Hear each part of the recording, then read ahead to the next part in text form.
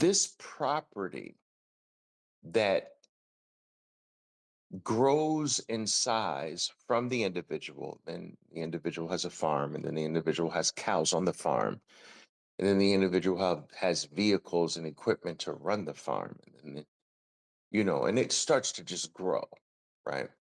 This property needs protection. The person with the property can't be dedicated to just protecting, he has to be dedicated to the property. So it relegates the protection to someone else. That someone else becomes the politician or the government who is now responsible for protecting the property owners.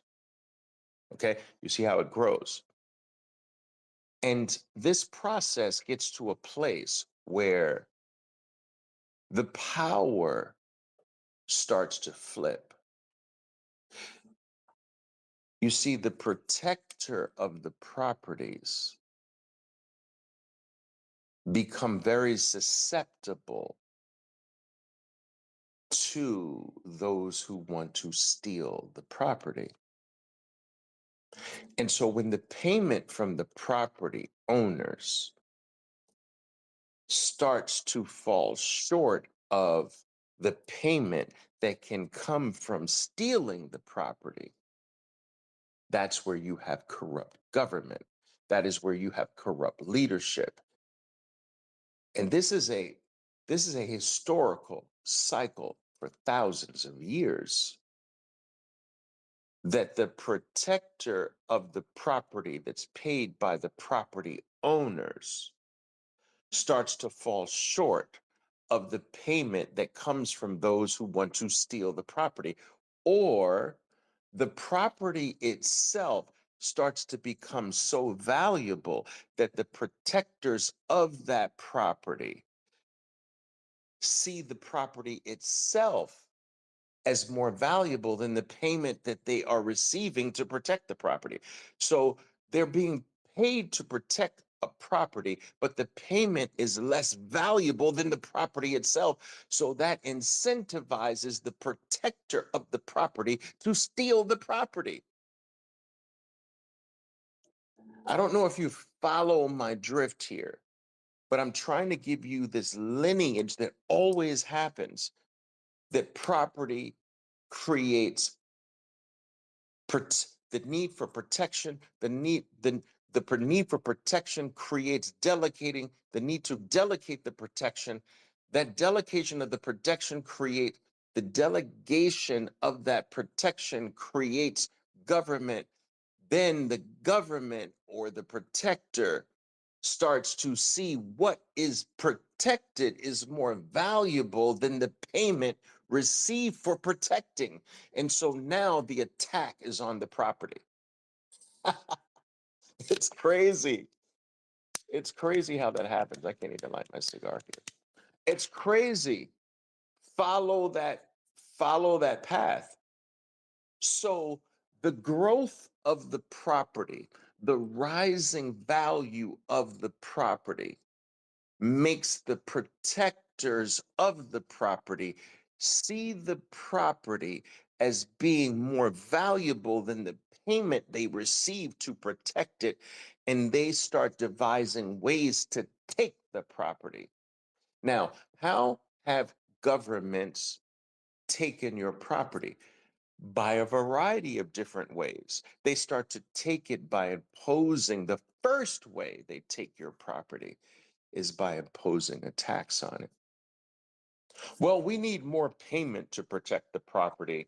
We need more payment to build more roads around the property. We need more payments to have a bigger police force to protect the property or whatever. So we're going to impose a small tax on the property. This is literally a piece of theft of the property. We're going to impose a 2% tax on the property. That means 2% of the value of the property is now not yours. That's theft. But it's always communicated in a way where we need to steal 2% of the value of your property because protecting it requires more now. And of course, you want us to protect it. And then the 2% becomes 4%. And then the 4% becomes 6%. And then the 6% becomes 8% over time. And so the theft of the property is first through imposing an extra cost to protect it, to provide for the property by the people who were delegated to protect it in the first place. And so the first form of theft of your property is through tax. This tax rises over time. Guys, this is historical. This has happened every single time. It's like a freaking blueprint. Do you understand? So then what happens to add an extra layer of theft to this rising tax, this rising theft tax on all of your property? This rising 2%, then 4%, then 6%, right? That is on a starting value of the property. So to turbocharge the theft, they reevaluate the property. So then they say, well, we were taxing the farm at a value of $50,000. The farm, and we were charging a an 8% on 50,000, but we have realized that your farm has risen in value. And so it has doubled in value. Your farm is no longer 50,000. It's now 100,000 because we say it's 100,000, and we just double our theft. So we create an artificial rise in the value of the property from 50 to 100 so that the 8% goes from 8% on 50 to 8% on 100. But it's our number. We can create whatever freaking number we want. This is theft of your property. Why?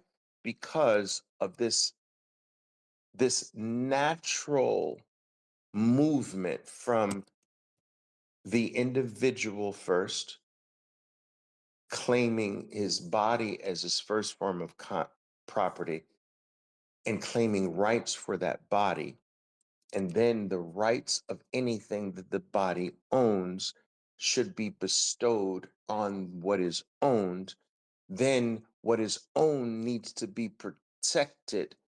Then the delegation of that protection to someone else, that someone else starts off good protecting the property until the property values start to become so big that the payment to protect it is no longer sufficient to stop the urge of greed to steal the property. If I steal the property, it is exponentially more valuable than the payment I'm receiving to protect your property. And I'm telling you, people, you can't stop this. This is human nature. And the beautiful thing about Bitcoin is that Satoshi Nakamoto, in all of his, her, its, their wisdom, built this greed factor into the newest, most superior form of property that solves all of this.